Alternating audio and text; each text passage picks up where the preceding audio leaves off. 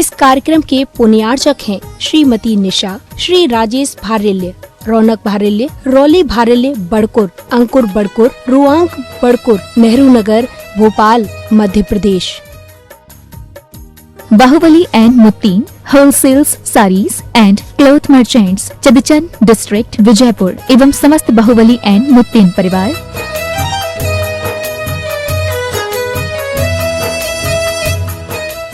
महावीरा ज़ीरोन पौधों को दे सूक्ष्म तत्वों का पोषण, उनमें डाले नई जान। महावीरा ज़ीरोन।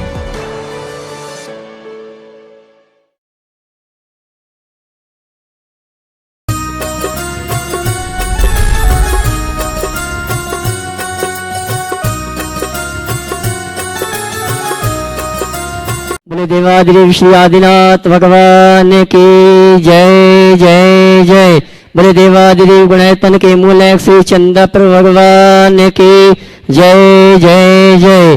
देवादिदेव श्री चिंतामणि पार्श्वनाथ भगवान की जय जय जय। संत शिरोमणि गुरुवराचार्य श्री विद्यासागर जी महाराज की जय जय जय।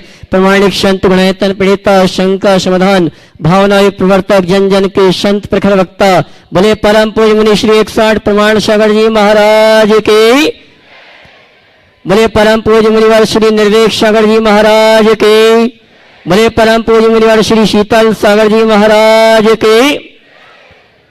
तीर्थराज संबिशिका की तलहटी में स्थित आत्मविकास का दिव्य सदन जैन सिद्धांतों की वैज्ञानिक प्रयोगशाला, जहां बोलेगा समोषण और जहां अनुभव करेंगे पंचम काल में चतुर्थ काल का, ऐसे गुणायतन से हम और आप चलते हैं प्रतिदिन की भांति। पारस चैनल, जनवाणी चैनल, प्रमाणिक के माध्यम से जिस कार्यक्रम को देख और सुन रहे हैं और पूरे भारतवर्ष से यहाँ पर जो श्रावक श्राविका उपस्थित हैं, उन सभी की ओर से परम पूज्य मुनिवर के श्री चरणों में नमन करते हुए आशीर्वाद प्राप्त करेंगे और निवेदन करेंगे शंका समाधान के कार्यक्रम के लिए दोनों हाथ जोड़ लें, बोलेंगे हे मुनिवर नमोस्तु। आवाज कम आ रही है। हे गुरुवर नमोस्तु, हे मुनिवर नमोस्तु।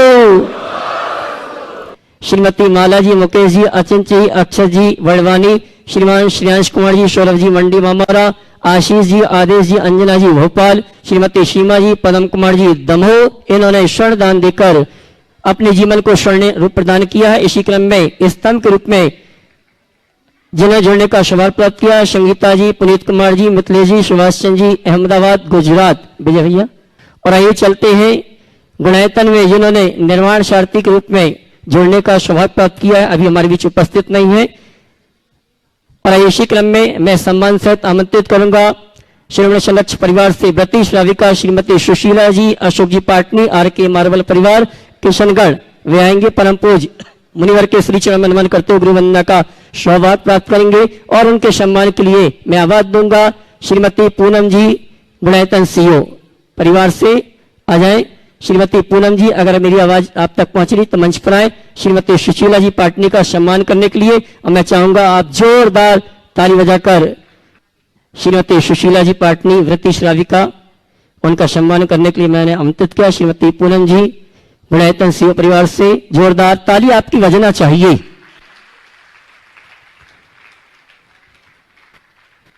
और आइए चलते हैं टीवी चैनल का बहुचर्चित विश्व विख्यात शंका समाधान का कार्यक्रम हम और आप प्रारंभ करेंगे। और प्रथम शंका के लिए 4 बहनें एक साथ तैयार रहेंगी एक प्रश्न के लिए, क्योंकि चारों के प्रश्न एक से ही है। शेलवानी से वंशिता जी, रुचि जी, सलोनी जी, वैशाली जी, उसके बाद तैयार रहेंगे स्तुति जैन बूंदी पूरे परिवार के साथ। महाराज, मेरी शंका यह है कि जीवन में बहुत सारी चीज़ें ऐसी होती हैं जो कि बहुत प्रयास करने के बाद भी समय पर नहीं मिलती हैं और इसके कारण हमारे मन में बहुत विकल्प आता है, तो इसके लिए क्या करना चाहिए? देखिए, बात सही है। बहुत सारी चीज़ें ऐसी होती हैं जो बहुत प्रयास करने के बाद भी हमारे हाथ में नहीं आती। तो ऐसे समय में एक सूत्र रखना चाहिए, जो चीज़ें हमारे नियंत्रण से बाहर है उन्हें यथास्थिति स्वीकार कर लो। ये समझो कि चीज़ें हमारी इच्छा पर निर्भर नहीं करती, चीज़ें संयोगों पर निर्भर करती है और संयोग हमारे अधीन नहीं है। जो हमारे अधीन है वो काम करे उस तरफ बिल्कुल भी ध्यान न दें जो हमारे अधीन ना हो। स्तुति जैन वंदी से पूरे परिवार के साथ, उसके बाद तैयार रहेंगे अनुराग जी पाटिल जर्मनी से। गुरुवार के चरणों में मेरा नमोस्तु। मेरा प्रश्न ये है कि मैं पाठशाला की नियमित छात्र हूँ, लेकिन मैं ट्यूशन के मारे पाठशाला समय पर नहीं पहुँच पाती, तो मैं ऐसा क्या करूँ जिससे मेरे दोनों काम सही और समय पर हो जाए। बहुत अच्छी बात है, तुम पाठशाला जाती हो, पाठशाला पढ़ना भी जरूरी है, ट्यूशन पढ़ना भी जरूरी है। बेहतर है कि अगर साप्ताहिक पाठशाला है तो साप्ताहिक पाठशाला के दिन ऐसी कुछ व्यवस्था करो कि उस दिन ट्यूशन ऑफ हो, या तो ट्यूशन को एडजस्ट करो या पाठशाला को एडजस्ट करो। हमें दोनों को बैलेंस करके चलना चाहिए, है ना। अनुराग जी पाटिल जर्मनी से, उसके बाद मधुबाला चित्तौड़ा इंदौर भावना के अनुभव के साथ। नमस्ते महाराज जी, मेरा सवाल थोड़ा वैज्ञानिक दृष्टिकोण से है। हमारे जैन शास्त्र के अनुसार समय की क्या व्याख्या है, और आज समय की व्याख्या और आज बहुत सारे साइंटिस्ट लोग समय के ऊपर अभी भी काम कर रहे हैं, लेकिन उनको एग्जैक्ट उत्तर नहीं मिला। तो हमारा जैन शास्त्र क्या कहता है, और हमारा कर्मों का समय के ऊपर परिणाम क्या होता है। देखिए, जैन धर्म में समय पर काफ़ी काम हुआ है, और समय शब्द को कई रूपों में व्याख्यायित किया गया है। तुमने जो समय शब्द का अर्थ पूछा है टाइम से रिलेटेड, जैन धर्म में भी समय को टाइम का एक यूनिट माना है, लेकिन समय शब्द को केवल टाइम तक सीमित नहीं किया। जैन धर्म में तो ये लिखा है कि जिसने समय को पहचान लिया उसने सबको पहचान लिया। जैन धर्म के अनुसार समय काल की सबसे सूक्ष्मतम इकाई है, समझ गए, सबसे सूक्ष्मतम इकाई, और इसका मान दिया है एक पुद्गल परमाणु आकाश के एक प्रदेश से दूसरे प्रदेश को क्रॉस करने में जितना टाइम ले, वो समय बहुत सूक्ष्म, माने एक परमाणु दूसरे परमाणु को जितनी देर में क्रॉस करे वो समय है, समझ गए, जो जिससे सूक्ष्म कुछ नहीं। और जैन धर्म में समय का अर्थ आत्मा भी है। जिसने आत्मा को जान लिया उसने सब कुछ जान लिया। तो समय शब्द अलग अलग अर्थ और अलग अलग संदर्भ में। समय का अर्थ आगम भी है, वांग्मय भी है, सार है, समझ गए। तो साइंटिस्ट जिस समय की बात कर रहे हो टाइम की बात कर रहे हैं। जैन धर्म के अनुसार टाइम अल्टीमेट है, लास्ट, उसके आगे कुछ नहीं, समझ गए। श्रीमती मधुबाला जी चित्तौड़ा इंदौर अनुभव भावना के साथ, और उसकी तैयारी में श्रीमती सुषमा जी इटारसी। नमोस्तु नमोस्तु नमोस्तु गुरु मुनि संघ के जिन चरणों में मेरा मन से वचन से काय से बारंबार प्रणाम। महाराज जी, मैं भावना योग करती हूँ, नियमित करती हूँ। मुझे 2017 से गठिया रोग से पीड़ित थी। मैंने बहुत इलाज करवाया, मेरा यूरोप का टिकट हो गया, तो मैं जाने में बहुत असमर्थ थी, बिल्कुल हाथ पांव कुछ भी नहीं उठते, न चिटकन नहीं, कुछ ना तो लगा सकती, न बंद कर सकती, न से बंद कर सकती थी। मुझे बहुत दिक्कत आती थी। फिर डॉक्टर से सलाह ली तो उन्होंने मुझे दवाई गोली दी, तो मैं यूरोप तो होके आ गई, लेकिन उसके बाद भी मुझे बहुत परेशानी रही। तो मैंने आपका भावना योग देखा पहले शुरू तो उसको मैंने पूरा कॉपी में लिख के फिर भावना योग करती थी। भावना योग करने से मुझे गठिया पूरा अच्छी तरह से ठीक हो गया, और डॉक्टर ने मुझसे बोला कि ये लाइलाज है, आपको जीवन पर्यंत गोली दवाई खानी पड़ेगी, और नहीं तो आप ठीक नहीं हो पाओगे। जहाँ मेडिकल स्टोर से मैं गोली लेती थी, वो बोले ये सब दर्द की गोलियाँ है, ये आपको बहुत नुकसान करेगी। तो उसके बाद से मैं नियमित भावना योग करती हूँ, और उससे मुझे गठिया तो पूरा ठीक हो गया है, लेकिन मुझे घुटनों की अभी भी बहुत बीमारी है। मैं सोचती हूँ घुटनों की बीमारी भी मेरे इस भावना योग से सही हो जाए। डॉक्टर ने मुझे ऑपरेशन का बोल दिया है कि आपको ऑपरेशन कराना ही पड़ेगा। अब वो मुझे देखते भी नहीं है, बोले कि नहीं आप ऑपरेशन कराओ तो ही आप मेरे पास आना। तो गुरुजी कुछ ऐसा बताइए। देखिए, बहुत ही अच्छी बात है। गठिया की ऐसी बीमारी जिसे राज रोग कहा जाता है, एक बार होने के बाद ठीक नहीं होता, लेकिन आप उससे मुक्त हुई, और ऐसे आप पहली नहीं हो। और भी कई लोगों ने इसी मंच से कहा है। एक महिला ने कहा था कि वो साड़ी भी नहीं पहन पाती थी, कुछ भी नहीं कर सकती, आपकी मैं भी तो कुछ भी नहीं, मैं हाँ, पाती थी, तो वो हाथ भी ऊपर नहीं कर पाती थी। हाँ, तो साड़ी भी नहीं पहन पाती थी, कुछ भी नहीं कर पाती, लेकिन कुछ भी। उन्होंने भावना योग किया और उनको ठीक हो गया। आप भी, आप दूसरे उदाहरण और भी कई ऐसे उदाहरण हैं। तो मैं आपसे आपकी आगे की बात के संदर्भ में इतना ही कहूँगा कि आप अपने पुराने अनुभव के आधार पर घुटने के लिए भी भावना योग का प्रयोग कर सकते मैं हैं, करती हूँ। और करें तो हो सकता है ये भी एक चमत्कार आपके जीवन में घट जाए। मैं सुबह घूमने जाती हूँ ना, तो ये मोबाइल पे से मैं भावना योग करती हूँ, लोग बाग दूसरे भी मेरे इससे बहुत भावना योग बहुत करते सुंदर हैं। आशीर्वाद। श्रीमती सुषमा जी इटारसी, उसके बाद तैयार रहेंगी श्रीमती ममता जी गोदरेज सागर। हे महाराज जी, नमोस्तु नमोस्तु नमोस्तु। महाराज जी, मेरा प्रश्न है कि अपन तो बिना पढ़े लिखे हैं, ज़्यादा नहीं पढ़े, लेकिन बहुएं आजकल पढ़ी लिखी आ रही हैं, तो उनके साथ असमंजस कैसे बिठाना चाहिए हमको? सामंजस्य कैसे बना? इतनी मान लो कि हम अपढ़ हैं, हमारी बहू पढ़ी लिखी है, तो उसको जो कर रही है करने दो। तो और क्या उपाय है? अपन को शांति कैसे मिलेगी? सुनो मेरी बात बहुत गंभीर है और समझने की है। एक जनरेशन का गैप है। पहली बात, चूंकि ये सवाल सासू की तरफ से आया है, तो मैं पहला संबोधन सासुओं को दूंगा। सासुओं को ये समझना चाहिए कि अब समय बदल गया। हमारे ज़माने के समय में और आज के समय में बड़ा अंतर है। पहले हमें जो सासू कहती थी वो मानना पड़ता था। आज की बहुएं बहुत पढ़ लिख गई है, इसलिए वह वही मानेगी जो उनको मानना है। तो पहला संकल्प ले लो कि मुझे ज़्यादा बोलना ही नहीं। और वो पढ़ी लिखी है, ये मान करके चलो कि मेरी बहू पढ़ी लिखी, सब ठीक कर लेगी। अब वो कितना ठीक करेगी वो उसकी समझदारी पर निर्भर है। तो उनको अपने तरीके से चलाने की कोशिश करोगे, तकलीफ पाओगे। उनकी स्थिति को समझते हुए चलोगे तो सफलता रहेगी। और बहुओं से कहूँगा, बहुओं को ये सोचना चाहिए, हम भले अपनी सासू से ज़्यादा पढ़ी लिखी हैं, लेकिन मेरी सासू हमसे कहीं ज़्यादा समझदार है। ये बात समझ के चलना चाहिए। हम पढ़े लिखे अधिक हो सकते हैं, पर हमारे अंदर समझ हो ये कोई जरूरी नहीं। समझ का संबंध डिग्री से नहीं होता, समझ का संबंध अंदर के विवेक से होता है। कबीर दास ने बहुत अच्छी बात कही, समझा समझा एक है, अनसमझा सब एक। समझा समझा एक है, अनसमझा सब एक। तिनको समझा जानिए जिनके घट में विवेक। तो विवेक और विवेक अनुभव से प्रकट होता है। यदि दोनों में ये समझ आ जाए तो फिर कोई समस्या नहीं बचेगी। श्रीमती ममता जी गोदरेज सागर, उसके बाद तैयार रहेंगे Shriman Vikas ji, news editor, leading newspaper Rajasthan Patrika Jaipur. परम पूज्य गुरुवर के चरणों में सपरिवार बारंबार नमोस्तु एवं छुल्लक श्री के चरणों में एक छामी। छुल्लक स्वरूप सागर जी गृहस्थ अवस्था के मेरे छोटे भाई हैं।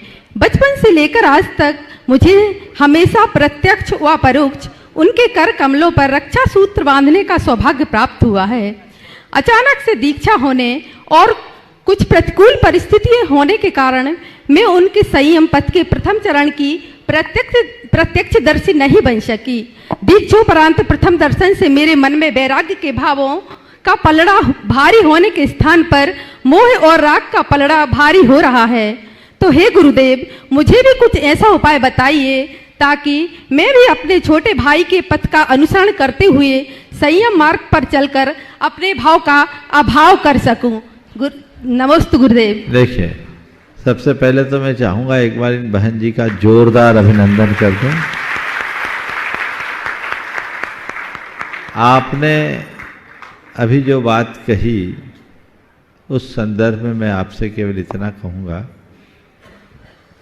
जो था उसे भूल जाओ, जो है उसे स्वीकार करो। समझ गए? अभी तक आपने कहा मेरे छोटे भाई थे, अब क्या है? स्वरूप को पहचानो। क्या भाई? स्वरूप को पहचानो। अब वो भाई नहीं है, अब वो क्षुल्लक स्वरूप सागर जी है। तो स्वरूप को पहचानो। ये तो संसार है, आना जाना होता है। भाई के हाथ में रक्षासूत्र बांधा जा सकता है, पर साधु के हाथ में तो पिच्छी ही शोभा देती है। समझ गए? आपने कहा मेरे अंदर भक्ति भाव की जगह मोह और राग भाव प्रकट होता है, तो ये हमारे पुराने संस्कार का कुफल है। इसे जीतो, ये तुम्हें रुलाएगा। सच्चे अर्थों में यदि किन्हीं से रक्त संबंध भी हो तो उसका सही लाभ तब है जब हम परमार्थ के क्षेत्र में आगे बढ़ने के लिए उत्साहित हों। हमारी दृष्टि में परमार्थ होना चाहिए, हमारी बुद्धि में परमार्थ होना चाहिए। ऐसे देखा जाए तो हमारा तो सब जीवों से सब प्रकार के सब संबंध हुए हैं, कोई एक संबंध नहीं। अनंत जन्मों में हमने अनंत माता पिता, अनंत भाई बंधु, अनंत स्त्री पति पत्नी के अनंत अनंत रिश्ते बनाए हैं। किसको रोगे? इसलिए ये ऊपर के चोले को नहीं, भीतर के स्वरूप को पहचानो। जब उस पर दृष्टि होगी तो सब ठीक होगा। आशीर्वाद। हाँ, श्रीमती ममता जी गोदरे सब मंच पर आमंत्रित करूंगा। वे यहाँ परम पूज्य मुनिवर के श्री चरण मनन करते हुए वंदना का सौभाग्य प्राप्त करें। उनके सम्मान के लिए मैं आवाज दूंगा। वृत्ति श्राविका श्रीमती सुशीला जी पाटनी किशनगढ़, सम्माननीय श्रीमती सुषमा जी का सम्मान का कार्यक्रम संपन्न करेंगी। जब तक वो सवाल करेंगे। बहन जी, आपका नाम क्या है? पूर्णिमा गांधी, कोल्हापुर। बोल दीजिए। नमस्तु नमस्तु महाराज जी। मेरी एक शंका है, पद्मावती और क्षेत्रपाल वो यक्ष यक्षिणी बहुत हमारे यहाँ मानते हैं, वो मानना उचित है क्या? उन्हीं से पूछो जो मानते हैं। बोले क्यों मानते हो? हम तो बीच राख को मानते हैं। तो बीच राख को मानो, बाकी को मानने का काम क्या है? समझ गया ना? चलिए। श्रीमती ममता जी गोदरे सागर सम्मान से मंच पर आमंत्रित हैं और उनके सम्मान के लिए आवाज दूंगा। श्रीमती सुशीला जी पाटनी किशनगढ़, गुणायतन से स्तंभ के रूप में श्रीमती संगीता जी पुनीत जी, मिथिलेश जी, सुभाष जी अहमदाबाद गुजरात, इन्होंने जुड़ने का सौभाग्य प्राप्त किया है। जोरदार ताली बजाकर उनका सम्मान करें। और आइए अगले प्रश्न में तैयार रहेंगे Shriman Vikas ji, news editor, leading newspaper Rajasthan Patrika Jaipur. और उसके बाद तैयार रहेंगे गुणायतन ट्रस्टी श्रीमान प्रेमचंद जी, अरुण जी अजमेरा, नशीराबाद। श्रीमान शायद विकास जी हमारी उपस्थित नहीं है। गुणायतन ट्रस्टी श्रीमान प्रेमचंद जी, अरुण जी अजमेरा, नशीराबाद। उसके बाद तैयार रहेंगे अरविंद सिंघई, भोपाल। नमोस्तु गुरुवर, नमोस्तु गुरुवर। गुरुवर, आचार्य श्री ने लिखा है कि बार बार मन को समझाता, पर ये श्वान सा सदा मल शोध लाता। हे गुरुवर, जब बड़े बड़े मुनि ऋषिवर अपने मन को शांत एकाग्र करने को प्रयासरत रहते हैं, तो हम श्रावक ग्रस्त कैसे अपने मन को समझावें, शांत करें, जिससे पांचों इंद्रियों के भोगों एवं पांचों पापों को दूर कर सके? देखिए, गुरुदेव ने बहुत ही अनुभवपूर्ण बात लिखी। संभवतः ये श्रमण सत्कम में, मैं बार बार मन को समझाता, पै स्वान सा मन मल शोध लाता। अर्थात मन का जो स्वभाव है वो विपथगामी है। वह उल्टी दिशा में ज्यादा भागता है, सही दिशा में कम। तो अपने मन को सही दिशा में लगाने के लिए साधुओं को भी प्रबल पुरुषार्थ करने की जरूरत होती है। जो स्वयं के प्रति जागरूक है वही अपने मन को सही दिशा दे सकता है। जिसके अंतरंग में वैसी जागरूकता नहीं, वो जीवन में कुछ नहीं कर सकता। तो आपने बिल्कुल ठीक कहा, जब साधुओं के सामने ये चुनौती है तो आम व्यक्ति का क्या हाल होगा। इसलिए मन के प्रति जागरूक रहो, हमेशा मन को मोड़ने की क्षमता अपने अंदर रखें, ताकि मन सही में रमे, गलत की तरफ न जाए। अरविंद जी सिंघई, भोपाल, अपनी शंका का समाधान प्राप्त करें। उसके पूर्व निर्माण शारदी ग्रुप में गुणायतन से जुड़ने का अवसर प्राप्त किया श्री लकी जी, नेहा जी, संतोष जी, किरण जी, अहमदाबाद गुजरात। उपस्थित हो तो मंच पर आए, गुरुवर का आशीर्वाद प्राप्त करें। उनके सम्मान के लिए आमंत्रित करूंगा हमारे गुणायतन के प्रशासक महोदय श्रीमान सिद्धार्थ जी काशलीवाल कानपुर और गुणायतन ट्रस्टी श्रीमान प्रेमचंद जी, अरुण जी अजमेरा नशीराबाद। हाँ, जब तक महाराज श्री जी मेरी ओर से, मेरे समस्त चंगई परिवार की ओर से बारंबार नमोस्तु नमोस्तु। महाराज जी मेरी जिज्ञासा है कि शनि अमावस्या इस भारतवर्ष में क्या महत्व जैन धर्म के अनुसार, ये अपने बीच में तीर्थंकर जी के शनि अमावस्या का विशेष महत्व क्या है पूरे अपने जैन धर्म में भारतवर्ष में?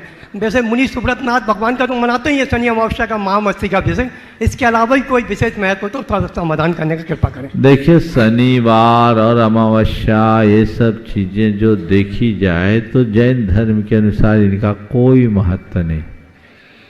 जैन धर्म में तो कोई ग्रह हमारा न बिगाड़ करते न सुधार, और जब वो बिगाड़ सुधार दोनों नहीं करते तो इन ग्रह नक्षत्र से 2 मिनट बैठ जाए, जब न ये बिगाड़ करते हैं न सुधार करते हैं तो फिर शनि अमावस्या हो चाहे सोमवती अमावस्या हो, इनसे हमको क्या लेना देना।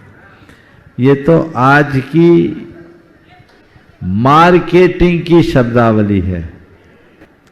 शनि अमावस्या के दिन बहुत लोग प्रचार करने लगे और उस दिन फिर शनि की पूजा बहुत होती है। पर मैंने तो देखा है कि एक बाबा ऐसा भी था जो शनि को पूजता था, शनि का मंदिर बनाया था, और अभी शायद वो सीखचों के भीतर है ना। आप सब नाम समझ गए होंगे, पूरे दुनिया में चर्चा का विषय रहा है। वो कहाँ गया शनि? इन सब चक्करों में बिल्कुल मत पड़ो। हमने अनेक बार अपना मार्गदर्शन दिया है। भगवान मुनि सुब्रत को भी पूजो, पर शनिचर उतारने के लिए नहीं, अपने परिग्रह का शनिचर उतारने के लिए, कर्म को मिटाने के लिए। जब लोग शनि ग्रह की शांति के नाम पर मुनि सुब्रतनाथ भगवान को महिमा मंडित करते हैं तो मुझे बड़ी पीड़ा होती है कि ये क्या हो रहा है, जिनसे भगवान का कोई संबंध ही नहीं। और क्या हमारे 24 तीर्थंकरों में किसी में कोई कमी है कि मुनि सुब्रतनाथ भगवान को पूजोगे तभी शनि मानेगा? और शनि तुम्हें क्या पेरेगा? तुमसे ज्यादा पीड़ित तो वो है। तुम तो शांति से यहां बैठे हो। मनुष्य लोक के सारे ज्योतिष मंडल नित्य गति है। मेरु प्रदक्षिणा नित्य गतियों निलोके पढ़ते हो कि नहीं? इसलिए इस तरह की भ्रमपूर्ण अवधारणाओं में मेरा कोई विश्वास नहीं। इस तरह के पत्थर पूज के तुम अपने जीवन को आगे नहीं बढ़ा सकते। अपने मनोबल से, धर्म निष्ठा से, आत्मदृष्टि से ही जीवन का वास्तविक विकास होता है। इसलिए ऐसी बातों में बिल्कुल भी ध्यान न दें। नमोस्ते।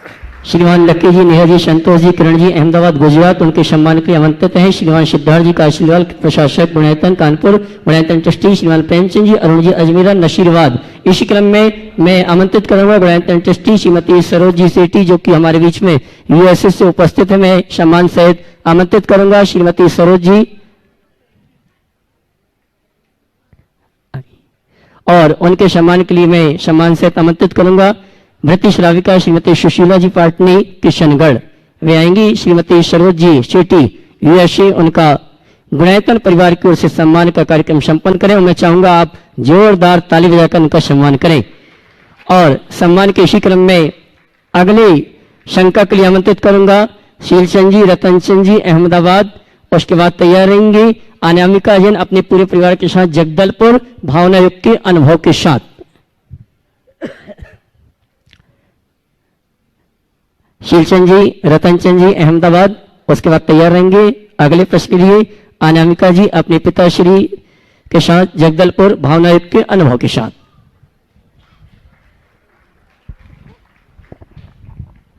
माइक पहुंचाए भैया।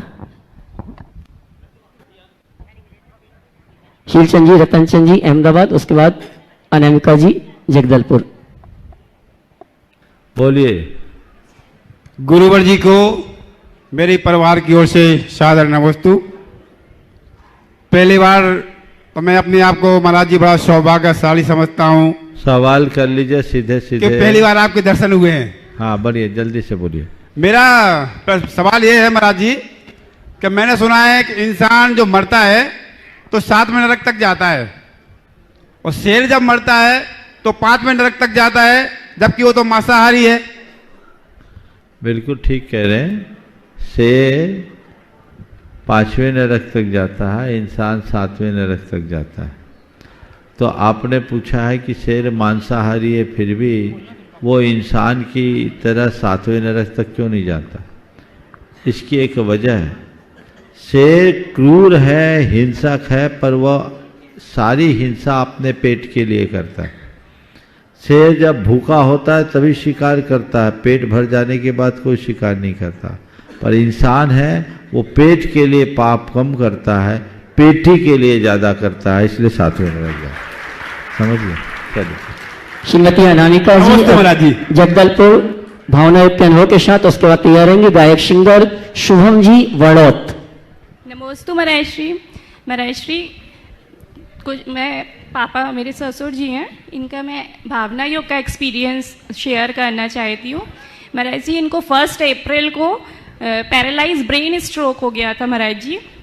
तो उसमें महाराज जी हम लोगों ने इनको एलोपैथिक की भी मेडिसिन दी, बस उससे इतना नहीं हुआ, लेकिन आयुर्वेदिक को ज़्यादा प्राथमिकता दी। और महाराज जी भावना योग के लिए इनको महाराज जी पापा अच्छे से कर नहीं पाते थे उस टाइम, तो इनने उनके रूम में एक इनकी फ़ोटो लगाई, उसमें भावना योग के कुछ कमांड्स लिखे। अब वो डेली उसको लेटे लेटे भी पूरे दिन में उसको रिपीट करते हैं। तो महाराज जी इनको उससे ये लगा कि उनको एक अलग ही टाइप की शक्ति ऊर्जा मिली। और महाराज जी पापा के साथ में ऐसा कि उनको ऐसे लगा कि हमको अब शिखर जी जाने हैं। महाराज जी वो आज आपके सामने यहाँ दर्शन के लिए आए हैं। महाराज जी ये चल भी नहीं पाते थे उस टाइम, इनको 1 साइड का पूरा हो गया था, बिल्कुल नहीं चल पाते थे महाराज जी बिना सहारे के। और महाराज जी मैंने अपना भी बताओ। महाराज जी मैंने 2 वर्ष पूर्व में आपके सामने एक्सपीरियंस शेयर किया था, प्रेगनेंसी और अपने जन्म के बच्चे के जन्म का। महाराज जी आज उससे मुझे ये समझ में आ रहा है कि हमारे बच्चा कितना संस्कारित है। महाराज जी वो अगर मंदिर जा पहले अपना पुराना एक्सपीरियंस बता दो ताकि सबको अच्छा लगे और फिर अपनी बात बोलना। महाराज जी मैंने भावना योग किया, उससे मेरे को बच्चे का पूरा प्रेगनेंसी के टाइम पूरी प्रेगनेंसी भावना योग किया। महाराज जी 9 मिनट का भावना योग, मेरी जस्ट 4 बजे सुबह डॉट नींद खुलती थी, बस उसी टाइम में अपने मोबाइल में ही लगा के करती थी महाराज जी। और महाराज जी इसमें ऐसा हुआ कि डॉक्टर ने बोला कि ऑपरेशन होगा, पूरा दिन बच्चे की ग्रोथ बहुत ज़्यादा थी तो उससे बोला कि ऑपरेट होगा। बट महाराज जी मैंने लास्ट टाइम तक बोला कि नहीं ऑपरेशन नहीं कराएंगे। हम लोग ने डॉक्टर भी चेंज किया महाराज जी, उनने भी बोला कि नहीं ऑपरेशन ही होगा। तो महाराज जी मैंने फिर बोला कि नहीं मैं ऑपरेशन नहीं कराऊंगी। महाराज जी मैंने डिलीवरी रूम में ही इनसे मोबाइल में भावना योग लगवाया और महाराज जी जैसे ही उसमें हुआ सो हम, और महाराज जी नॉर्मल डिलीवरी हो गई और वो भी पेनलेस डिलीवरी थी महाराज जी, पता भी नहीं चला कि ये कैसे हो गया। और बच्चा को और दिखा महाराज जी 4 किलो का था ये। हाँ यही बच्चा है। देखो इस बहन ने लगभग 2 वर्ष पूर्व अपना ये अनुभव यहीं पर प्रकट किया था। आज वो अपने बेटे को लेकर आई। ये बहुत ही लोगों का अनुभव है जो महिलाएं गर्भवती अवस्था में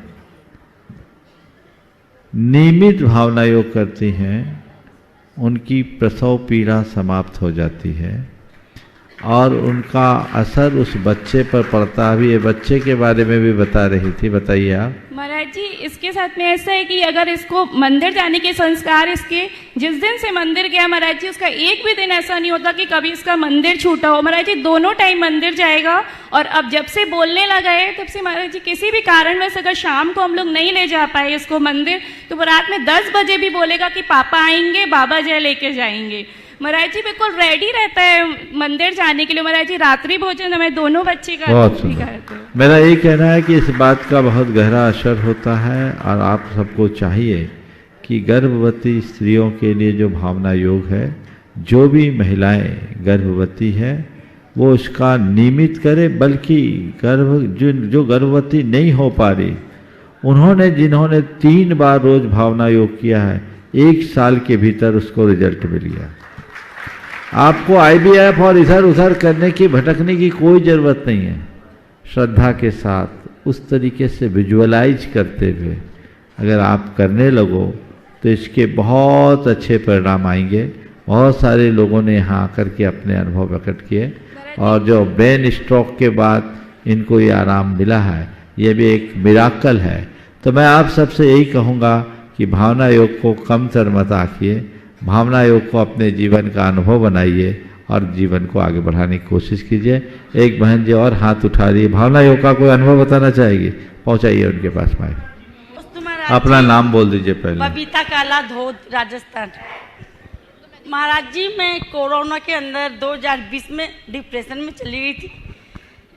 मेरी बेटी ने भावना योग करा के मुझे ठीक किया। भावना योग से ठीक हाँ, है। भावना बहुत योग से सुंदर, ठीक। बहुत बढ़िया। चलिए आगे। गायक सिंगर श्रीमान शुभम जी वड़ौत, उसके बाद सम्मान सहित आमंत्रित करूंगा वृत्ति श्राविका श्रीमती सुशीला जी पाटनी किशनगढ़। जय बोलिए परम पूज्य मुनि श्री 108 प्रमाण सागर जी मुनिराज की, समस्त आचार्य संघ की। देखिए गुरुदेव, मैं तो अज्ञानी जीव हूं, मैं तो कोई प्रश्न नहीं करूंगा, बस 2 लाइन आपके चरणों में रखना चाहता हूं और आपका आशीर्वाद चाहता हूं कि दरबार तेरा दरबारों में एक अलग अहमियत रखता है और उसको ऐसा ही मिल जाता है जो जैसी नीयत रखता है। गुरुदेव ने कल बोला था कि यहाँ से जिनका कोई वजूद नहीं था ना, उनको भी एक नई पहचान मिली है। तो गुरुदेव, आपके चरणों में यही नमोस्तु करता हूं कि गुरुदेव मुझे भी आप अपना आशीर्वाद प्रदान करें। जय बोलिए परम पूज्य मुनि श्री 108 प्रमाण सागर जी मुनिराज की। गुणों से भरा गुणाए तन बन रहा ये स्थान, गुणों से भरा गुणाए तन बन रहा ये स्थान। यहाँ पर प्यार मिला है, गुरु आशीष मिला है। यहाँ पर प्यार मिला है, गुरु आशीष मिला है। हर शंका का हो रहा यहाँ देखो समाधान, हर शंका का हो रहा यहाँ देखो समाधान। गुरु का प्यार मिला है, गुरु आशीष मिला है। जयकारा गुरुदेव का। वृत्ति श्राविका श्रीमती सुशीला जी पाटनी किशनगढ़, उसके बाद तैयारेंगी श्रीमती अंजना जी खोरई अपनी बेटिया के साथ। तीनों महाराज जी के चरणों में नमोस्तु और छोलक जी महाराज के चरणों में इच्छा में। महाराज श्री जी, मेरी शंका ये है कि अभी जैसे यहाँ पूरे भारत से यात्री आते हैं सम्मेद शिखर की वंदना करने, बहुत अच्छी बात है।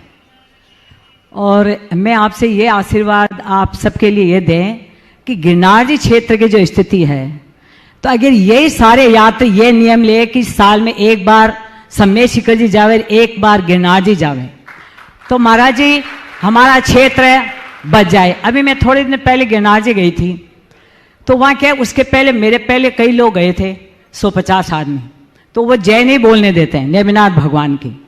और वो जैसे सारे इतने साथ गए तो उन्हें कितनी जय बोली, जय जय नेमिनाथ भगवान की कितनी जय बोली।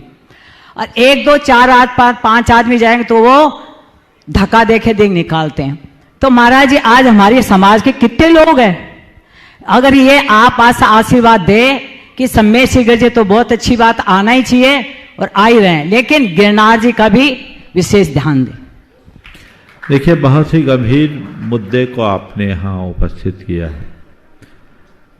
गिरनार हमारा प्राण है, वो हमारा तीर्थ है और उस तीर्थ की सुरक्षा के लिए प्रत्येक व्यक्ति को प्रतिबद्ध रहना चाहिए।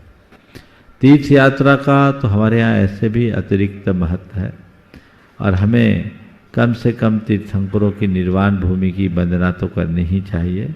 हम सम्मेद शिखर जी के साथ साथ यदि अन्य निर्वाण तीर्थों की और न केवल निर्वाण क्षेत्रों की अपितु अन्य तीर्थ भूमियों की वंदना करते रहें तो हमारे क्षेत्रों की दुर्वस्था कभी नहीं हो सकती।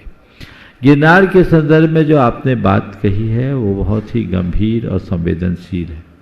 मेरा मानना है कि गिरनार में अगर इस तरीके से बहुत सारे लोग जाने लगे और अपने अपने तरीके से वहाँ कार्य करने लगे तो हमें कुछ समस्याएं भी आ सकती हैं। गिरनार को लेकर के बहुत योजनाबद्ध तरीके से काम करने की ज़रूरत है। वहाँ आप सख्ती से कुछ नहीं कर पाएंगे। वहाँ आपकी संख्या का कोई बहुत ज़्यादा मूल्य मुझे नहीं दिखता, क्योंकि आप अगर 100 जाएंगे तो दूसरी ओर से 1000 पहुँच जाएंगे। तो इसमें बहुत समझ करके बातचीत करके रास्ता निकालना चाहिए और देखना चाहिए कि इसको हम दीर्घकालिक स्तर पर कैसे ठीक कर सकते हैं। एक प्रकार से लोगों ने पूरे गिरनार पर अपना कब्जा जमा लिया है और उनके बीच जाकर हम अपनी आस्था को कैसे सुरक्षित करें, अपने धरोहर को कैसे सुरक्षित करें, एक बड़ा अहम प्रश्न है।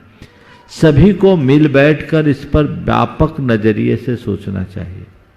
मैं आप सबसे कह दूं कि आप लोग गिरनार जाओ और ऐसे हजारों की संख्या में लोग जाने लगो और वहाँ झगड़ा झंझट शुरू कर दो। बता मुझे पूरी बातें अभी और जानकारी आ जाएगी तो मैं और उस पर विचार करूँगा, लेकिन जिस तरह की बातें प्रकाश में आती हैं उसमें हमें बहुत गंभीरता का परिचय देने की आवश्यकता है। क्षेत्र को हमें सुरक्षित रखना, उसके लिए प्राणपण से संकल्पित होने की जरूरत है।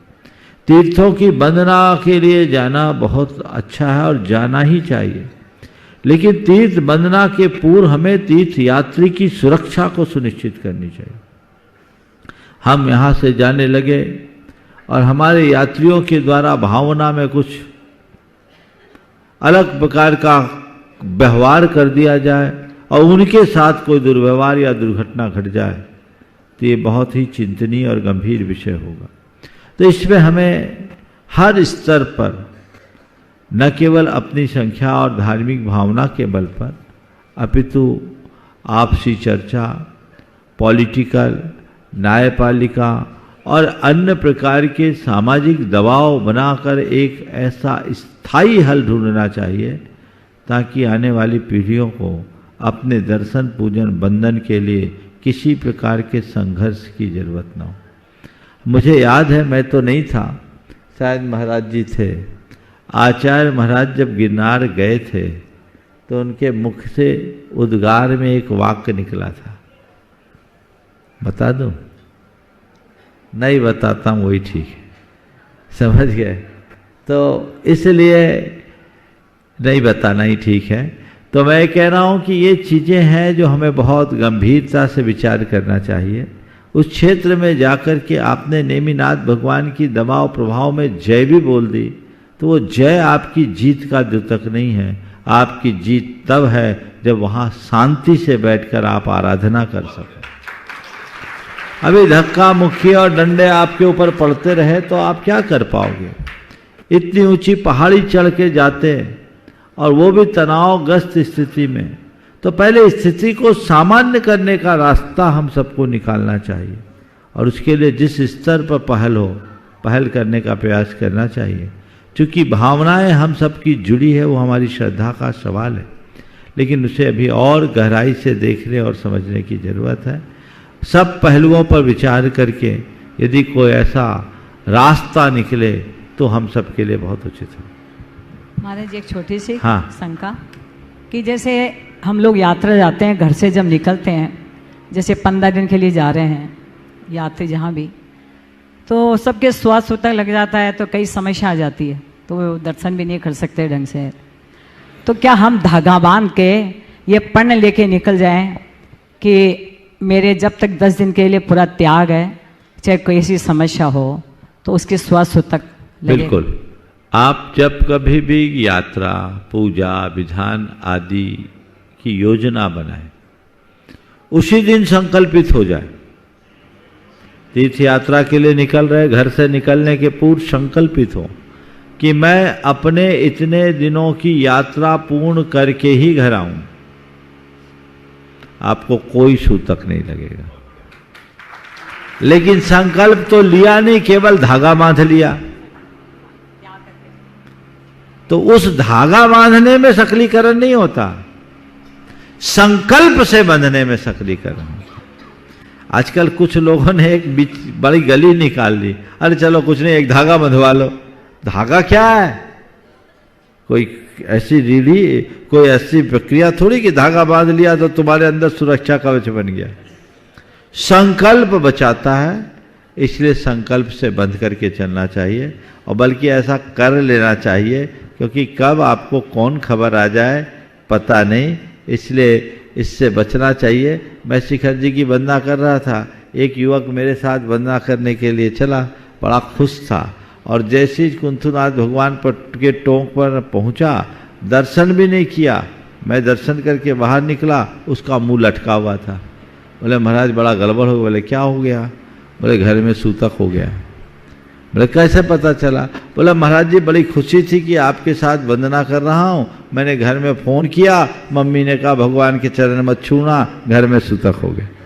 बोले फ़ोन क्या किया? अब महाराज मैं क्या करूं? मैंने कहा मैं क्या करूं, भो पहले से तुम त्याग करके गए होते तो ये समस्याएं नहीं होती। तो इसलिए बहुत लोग आते हैं, शिखर जी पहुंच जाते हैं, मुश्किल से टिकटें बनती है, और यात्रा करके आते हैं, सूतक लग गया, आप क्या करें? तो एक संकल्प लो, गाड़ी में बैठने के पहले घर का त्याग। ये महाराज जी जैसे, और जब तक मेरी वंदना नहीं हो जाए तब तक हम घर नहीं आएंगे, तब आपका सूतक बचेगा। अब पता लगा वंदना के लिए निकल गए, घर में रास्ते में खबर आई कि दुकान में कुछ गड़बड़ हो गया तो लौट आए, तो ऐसा गड़बड़ नहीं करना, वंदना करके ही लौटना, ये संकल्प, तब आप उससे बचोगे।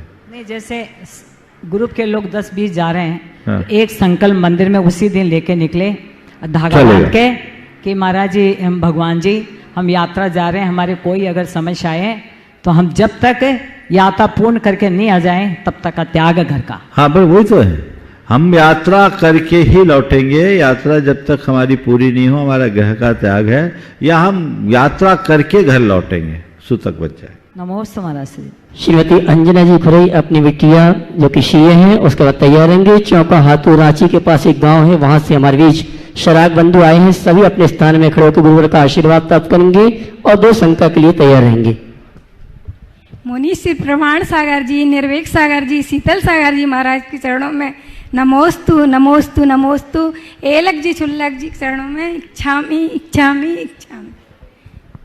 महाराज जी विजयाद पर्वत पर हमेशा शाश्वत काल रहता है, काल का परिवर्तन नहीं होता, तो क्या वहाँ से विद्याधर लोग भी मोक्ष जाते हैं क्या? हाँ विद्याधर मोक्ष जा सकते हैं। हनुमान जी विद्याधर थे कि नहीं? तो वो तो पवनंजय थे कि नहीं? बाली मुनि थे कि नहीं? सब मुनि बन के मोक्ष जा सकते। तो महाराज जी वो तो यहाँ से गए मोक्ष। कहाँ गए? लेकिन विद्याधर थे ना। नहीं तो वहाँ कहीं से, वहां से भी जा सकते। नमोस्तु महाराज जी। हाँ। चौका हाथू रांची के पास जो गांव है वहां से शराब बंधु हमारी उपस्थित है। मैं चाहूंगा सभी अपने स्थान में खड़े होकर गुरुवर का आशीर्वाद प्राप्त करेंगे और अगली शंका करेंगे, उसके बाद तैयार रहेंगे भाई पर्व जी अहमदाबाद अपने परिवार के सदस्यों के साथ।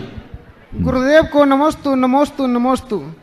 हे महाराज जी, मेरा प्रश्न ये है कि हमारी जिज्ञासा यह है कि हम सभी अपने जीवन में जैन धर्म को और कैसे बढ़ाएं जिसमें हमारे सोच में जीवन की हर चर्या में जैनत्व झलके और हमें भी मोक्ष की प्राप्ति हो सके।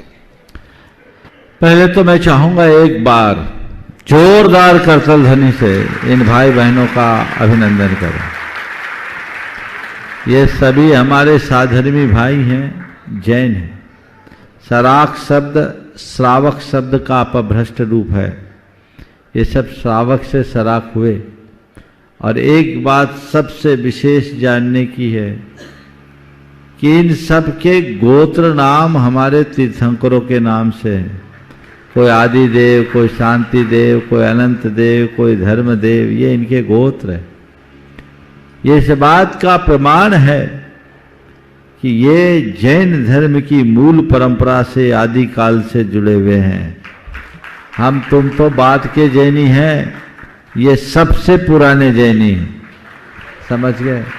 ये हमें स्वीकार करना चाहिए। और आज भी इनमें जैनत्व के संस्कार है, वो पलते फूलते पलना चाहिए और फलते फूलते रहना चाहिए।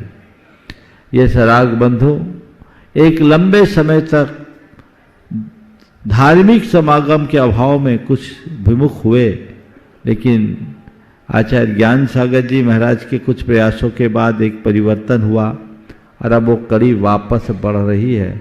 आज ये 58 सदस्य एक साथ आए हैं और ये क्रम चालू हुआ है नियमित आने का। इनके गांव में मंदिर है, ये सब लोग नित्य मंदिर जाते हैं। मंदिर जाते हो कि नहीं जाते हो? हाँ, मंदिर जाते हैं, पूजा पाठ करते हैं। इनके यहाँ पाठशाला चलती है। ये बहुत ही अभिनंदनीय बात है। और मैं आप सबसे इतना कहूँगा, पक्के जैनी बनो, सच्चे जैनी बनो। हो ही तुम जैन धर्म के 8 मूल गुणों का दृढ़ता से पालन करो। देव गुरु शास्त्र की नियमित आराधना करो।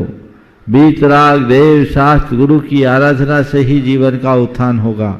ये पूरा भगवान पार्श्वनाथ का अंचल है। सम्मेद शिखर से लगभग 200-250 किलोमीटर के इलाके में आज भी झारखंड, बंगाल और उड़ीसा के कुछ क्षेत्रों में इनकी काफ़ी संख्या है। मैं तुम लोगों से यही कहूँगा, जैसी दृढ़ता और भावना तुम्हारे अंदर जगी है, वैसी भावना औरों में भी जगाओ और सबको मुख्य धारा से जोड़ने का प्रयत्न करो, ताकि हम अपने सरागपने को सार्थक कर सके। और न केवल सरागपने को सार्थक करें, अपितु अपने मनुष्य जन्म को सफल और सार्थक बना सके। सभी को आशीर्वाद। महाराज जी, मेरा दूसरा प्रश्न यह है कि सभी गुरुओं को नमोस्तु नमोस्तु नमोस्तु। गुरु जी, हम ऐसा क्या करें कि हम भी मूल जैन समाज से जुड़ सके और हमें भी जैन दर्शन का असली मर्म समझ आ सके?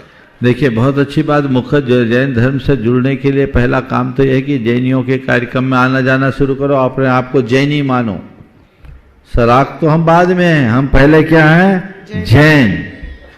तो अपने आप को जैनी मानो। तुम नमोकार जपते हो, तुम भगवान की आराधना करते हो, तुम पंचपरमेष्ठी की पूजा अर्चा करते हो, तुम पूरी तरह से जैन कुलाचार का पालन करते हो, तो जैन तो तुम हो ही।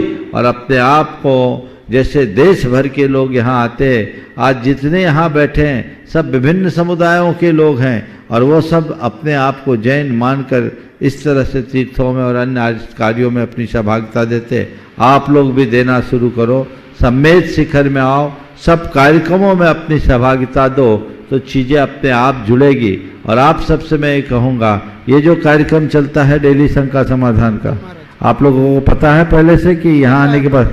हाँ, पता है ना? तो घर घर में लोगों को जगाओ कि वो सुने।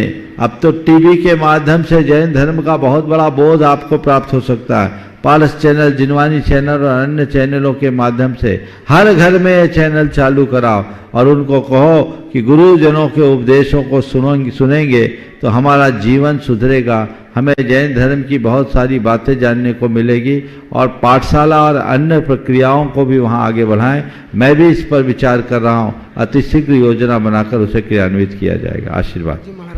पर जी, अहमदाबाद अपने परिवार के सदस्यों के साथ। हे गुरुवर नमोस्तु नमोस्तु नमोस्तु।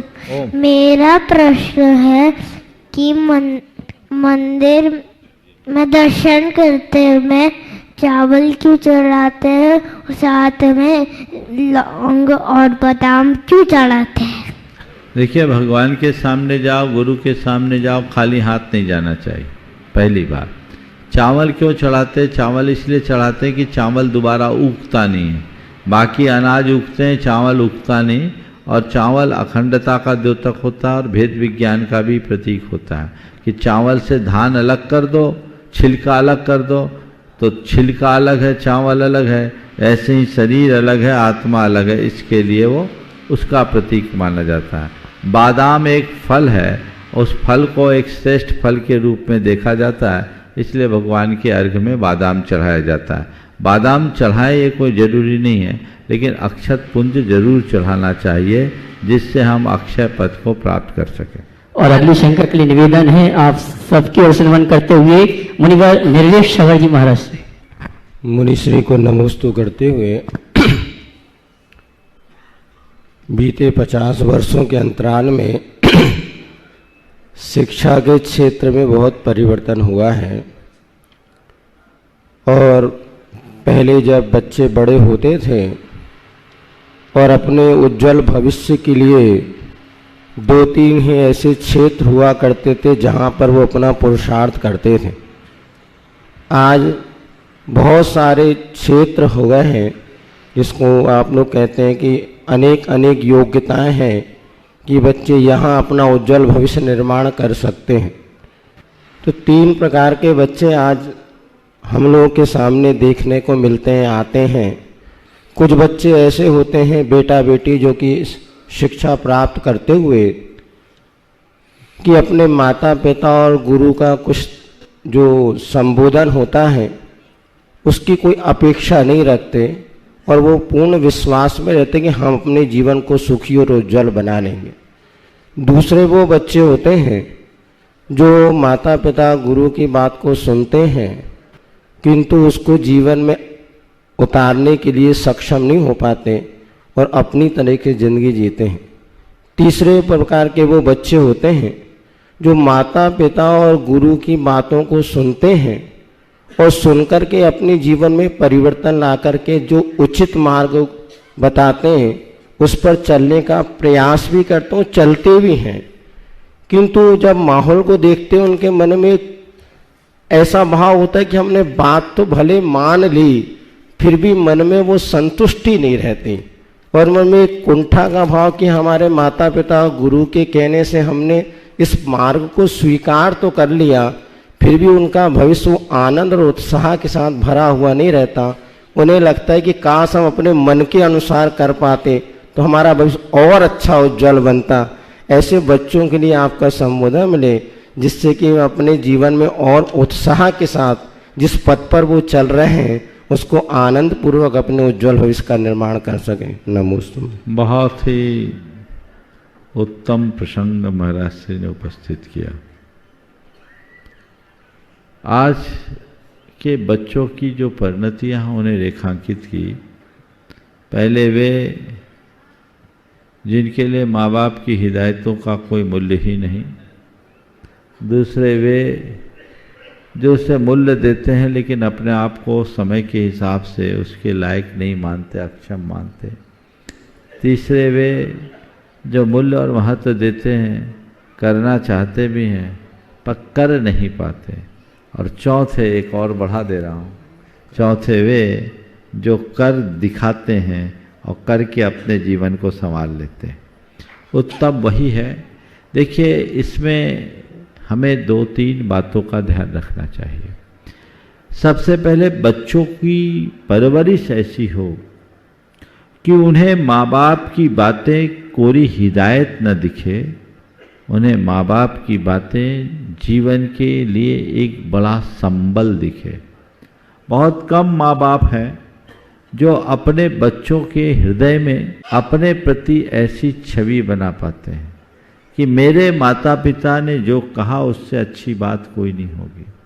आज भी कई ऐसे लोग हैं जो बहुत उच्च भूमिका में बने हैं, बैठे हैं, और वो कहते हैं कि ये बात मेरे पिता ने मुझसे मना की थी, मैं ये नहीं कर सकता। आज भी उससे बंधे हुए, क्योंकि उन्होंने माँ बाप की बात को केवल बात न मानकर ब्रह्म वाक्य माना। तो आपकी बात न रहकर ब्रह्म वाक्य बने, आपको अपने बच्चों के लालन पालन के समय इस बात का ध्यान रखना चाहिए। वो कब होगा? जब आप अतिरिक्त टोका टाकी से बचेंगे, जरूरत से ज़्यादा हिदायतें देने से बचेंगे। अतिरिक्त टोका टाकी और ज़रूरत से ज़्यादा हिदायतें देने से बचेंगे, तब आप ऐसा कर पाएंगे। ज़्यादातर माँ बाप अपने बच्चों को बस बार बार टोका टाकी ही करते रहते हैं, ये करो वो करो, तुमने ऐसा नहीं किया वैसा नहीं किया, तुम्हें ये करना चाहिए, तुम्हें ये नहीं करना चाहिए, ये सही ये गलत। तो बच्चों को लगता है कि हमारे माँ बाप हम पर बहुत सारे नियंत्रण थोप रहे। छोटेपन में बच्चे उसको स्वीकार कर लेते हैं, बड़े होते होते फिर वह सब चीज़ें उनसे दूर हो जाती है और फिर खुलकर विरोध करना शुरू कर देते हैं। और कभी कभी तो माँ बाप की स्थिति इतनी असामान्य हो जाती है कि उन्हें खुद अपने कहे का पछतावा होता है या अपने बच्चों के सामने कुछ कहने की हिम्मत नहीं कर पाते कि मेरा बेटा अभी खुले तौर पर मेरी बात का जवाब दे देगा। तो पहली बात, आप अपनी प्रासंगिकता को बनाए रखने की कोशिश कीजिए और इस तरीके से बच्चों को पालिए, बढ़ाइए, उन्हें उचित अनुचित का बोध करा दीजिए। जब जरूरत हो वो आपसे मार्गदर्शन मांगे तभी आप मार्गदर्शन दीजिए और इस तरीके से दीजिए कि वो आपकी बात को कभी टालने की सोच भी न सके। दूसरी बात, संस्कार थोपिए नहीं, संस्कार गढ़िए। बच्चे के हृदय में ऐसा प्रगाढ़ संस्कार डाल दें कि वो कभी भटक ना पाए और उसके ऊपर संगति हावी ना हो। अगर बच्चों के ऊपर संगति हावी हो जाती है तो संस्कार खत्म हो जाते हैं। अगर संस्कार प्रबल हो और कदाचित कोई ऐसी संगति हो भी जाए तो वो अपने संस्कारों के बल पर जीत जाएगा। महाराज का प्रसंग बहुत अच्छा है, मैं थोड़ा समय अतिरिक्त लूँगा। हाँ, तो ये देखिए संस्कार क्या काम करते हैं और माँ बाप का बच्चों से संबंध कैसा होना चाहिए। एक युवा 22 साल का था, अपने दोस्तों के आग्रह से पिक्चर देखने के लिए गया। नाइट शो जाना था, अपने पिता से पूछा, पिता ने सहज अनुमति दे दी। नाइट शो पिक्चर देखने के लिए गया। 8 बजे से 11 बजे तक का शो था। शो देखा और रात के 11:15 बजे जब वो गया था तो उसको कह दिया गया था कि एक चाबी तो अपने पास ले जाना और घर खोल के आ जाना। लौट के आया, 11:15 बजे घर आया और अपने मम्मी पापा के दरवाजे खटखटाया। बोले पापा दरवाज़ा खोलो, दरवाज़ा खोलो। क्या बात है? काम है, जरूरी काम। इतनी रात को क्या काम है? सवेरे हो जाए। नहीं, अभी काम है। माँ बाप ने दरवाज़ा खोला, देखा तो बदहवास सी सूरत। बेटा क्या हो गया, तू इतना परेशान क्यों है? बोले पापा मुझे माफ़ करो, आंखों से आंसू। पापा मुझे माफ़ करो, आंखों से आंसू। बोले क्या हो गया? बोले मैंने आज आपका विश्वास खंडित कर दिया। मैं आज आपका विश्वास खंडित कर दिया। बोले क्या हुआ? बोले लौट के आ रहा था, दोस्तों ने कहा शराब पी लो। सब ने शराब पिया, मुझसे भी बहुत आग्रह किया, मैं मना करता रहा। फिर सब ने कहा एक बार एंजॉय करके तो देखो। मेरा मन हो गया, मेरे पानी के ग्लास में 4 चम्मच शराब डाल के उनने पिला दी। लेकिन जैसे ही मैंने शराब पी, मेरे मन में एक कचोट, भला कि मैंने तुरंत उल्टी कर दी। मुझे ऐसी कचोट आने लगी कि आज इन दोस्तों के खातिर मैंने अपने पिता के भरोसे को तोड़ दिया।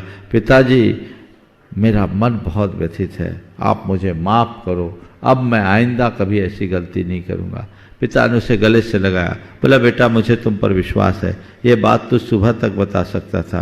बेटे ने कहा पापा आपको मुझ पर विश्वास है, पर मुझे अब मेरे मन पर विश्वास नहीं है, इसलिए मैं चाहता था कि अभी बताओ। ये संस्कार बच्चे के अंदर गढ़ दीजिए, वो कभी भटकेगा नहीं।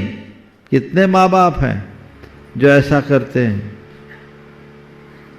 संस्कार गढ़िए, जीवन अपने आप बढ़ेगा, फिर कुछ कहने और करने की आवश्यकता शेष नहीं रहेगी। तो आप उस तरीके से कीजिए तो बच्चा खुद समझेगा मेरे लिए क्या उचित है और क्या अनुचित है। तीसरी बात, आप अपने बच्चों को जब अच्छे संस्कार देंगे तो बच्चा कभी गलत नहीं होगा, आपकी अवज्ञा नहीं करेगा। और इसके साथ अपने बच्चों को इस तरीके से तैयार कीजिए कि उसके लिए हर कठिन काम भी अच्छा लगने लगे, हर कठिन काम अच्छा लगने लगे। अभी महाराज ने कहा कुछ लोग हैं जो करने में अपने आप को अक्षम महसूस करते हैं। अक्षम महसूस इसलिए करते हैं कि उनको ये सब चीजें कठिन लगती, कठिन काम भी सरल लगने लगे, तो फिर परंपरागत बातों का निर्वाह बहुत आसानी से होगा। और चौथी बात जो सबसे महत्व की है, उनकी सांस्कृतिक निष्ठा कूट कूट के भर दीजिए। अगर सांस्कृतिक निष्ठा गहरी हो जाए तो 7 समंदर पार जाकर के भी कोई नहीं भटक सकता। सदाचार की झलक दिखती है, संस्कारों की झलक दिखती है, कुलाचार का रूप निखरता हुआ दिखता है। ये सब चीजें हो सकती है, निष्ठा चाहिए। हम आज निष्ठा को ही जागृत नहीं करते तो जीवन की प्रतिष्ठा कैसे बनेगी? इसलिए इसकी तरफ हमारा ध्यान जाना चाहिए। और बिल्कुल जो चौथे श्रेणी के लोग हैं वे ही उपलब्धियों के मुकाम पर पहुंचते हैं, बाकी तो ऐसे ही हैं। हमारे शास्त्रों में 4 प्रकार की संतान पुत्र कहे, अतिजात, अनुजात, अवजात और कुलांगार। अतिजात, अनुजात, अवजात और कुलांगार। अतिजात कौन है?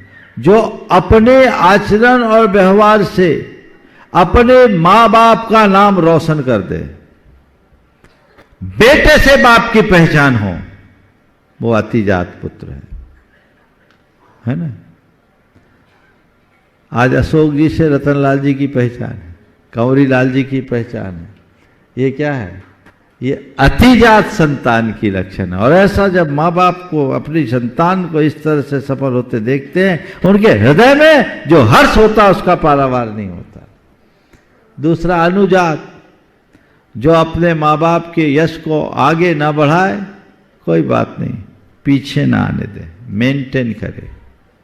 अनुजात, जो अपने कुल का अपयश फैलाए। और कुलांगार, रावण और कंस जैसे जो कुल का ही विनाश कर दे। तो अपनी संतान को अतिजात संतान बना सकते हैं यदि पहले कही हुई बातों को आप ध्यान दें। बहन रंजू दीदी संगत मुनिश्री गुप्ती सागर जी महाराज, और इसके बाद आमंत्रित करूंगा जिन्होंने स्वर्ण दान दिया है श्रीमती श्रविता जी, शक्तिनगर दिल्ली प्रवासी, अमेरिका निवासी। आचार्य गुरुवर श्री विद्यासागर जी महाराज के चरणों में कोटिशः नमन। मुनि श्री प्रमाण सागर जी से मैं जिज्ञासा चाहूंगी कि मैना सुंदरी ने हाँ बोलो। श्रीपाल का कुष्ठ रोग दूर करने के लिए सिद्ध चक्र मंडल की आराधना की थी। तो सिद्ध चक्र मंडल की आराधना करने वाले मुनिवर के 2 नाम आते हैं। श्रीपाल पुराण में तो सुगुप्ताचार्य, और एक अभी और पुराण पढ़ रही थी उसमें आया समाधि गुप्त। तो कौन से मुनिराज से मैना सुंदरी ने सिद्ध चक्र मंडल आराधना का व्रत लिया था? और द्वितीय प्रश्न है कि जैन दर्शन में नवरात्रि का क्या महत्व है? क्योंकि पूरा संसार नवरात्रि जो करते हैं, जैन हो कोई भी हो, तो जैनियों में सबसे ज्यादा जो नवरात्रि का प्रचलन जो चल रहा है, तो उसका महत्व क्या है? बहुत ही अच्छा सवाल आपने किया। सबसे पहले शिवगुप्त और समाधि गुप्त, सुगुप्ताचार्य और सुगुप्ताचार्य, समाधि गुप्ताचार्य, मुझे लगता है दोनों एक ही आचार्य के 2 नाम होंगे, क्योंकि उन्होंने किसी एक से ही लिया है। और मैंने इस पूरे पुराण को उस दृष्टि से देखा नहीं, और अच्छे से देख लिया जाए, ये हो सकता है कि दोनों एक ही आचार्य के 2 नाम। दूसरी बात जो आपने पूछी है नवरात्रि का, जैन धर्म में ऐसी किसी नवरात्रि का कोई स्थान नहीं। नवरात्रि विशुद्धतया दुर्गा की आराधना, देवी की आराधना का पर्व है जो वैष्णव परंपरा में है। जैन परंपरा में उसको स्थान दिया ही नहीं गया। लोग अगर ऐसा मानते हैं तो ये एक प्रकार का भ्रम है। कुछ लोग भरत चक्रवर्ती के द्वारा की गई आराधना को महत्व देकर करते हैं, उसका प्रयोजन ये नहीं है। पुराने समय की बात है, वर्षात खत्म होने के बाद जब सब चीज़ें सामान्य होती हैं तो चक्ररत्न की आराधना करके वो आगे बढ़ा, तो 9 दिन पूजा पाठ किया। ये बात माने तो बात अलग है, लेकिन इस तरह की नवरात्रि को मनाना जैन धर्म के मूलभूत सिद्धांतों के सर्वथा विरुद्ध है। इनसे हमें बचना चाहिए। श्रीमती सविता जी, शक्तिनगर दिल्ली प्रवासी, अमेरिका निवासी, इन्होंने स्वर्ण आभूषण प्रदान किए। इनके सम्मान के लिए आमंत्रित करूंगा श्रीमती सुशीला जी पाटनी। बंधु मैं कहना चाहूंगा श्रीमती मीनू जैन कोटा, इन्हें पहाड़ पर एक सोने की खोई हुई चैन मिली थी जो 13 पंक्ति कोटि में रूम नंबर 20-12 पर है। यह चैन अभी गुणायतन कार्यालय में जमा है। अपनी पहचान बचा के ये सोने की चैन आप प्राप्त कर सकते हैं। श्रीमती सविता जी, शक्तिनगर दिल्ली प्रवासी, अमेरिकन वासी, उनका सम्मान श्रीमती सुशीला जी कर रही। जोरदार तालियों से उनका सम्मान करें। पुनः सूचना है, खोई हुई चैन जो पहाड़ पर किसी को मिली थी, जो 13पंथी कोठी में रूम नंबर 12 में है। यह चेन अभी गुणायतन कार्यालय में है, जिनकी भी हो ये सोने की चेन गुणायतन कार्यालय में है, अपनी पहचान बता के ये प्राप्त कर सकते हैं।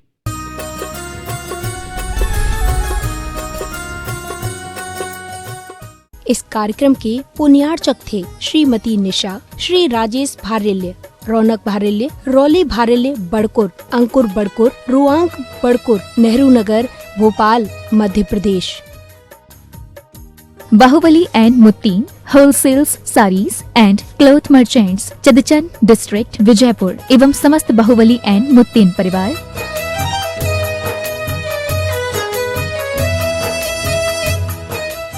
महावीरा जीरोन पौधों को दे सूक्ष्म तत्वों का पोषण, उनमें डाले नई जान। महावीरा जीरोन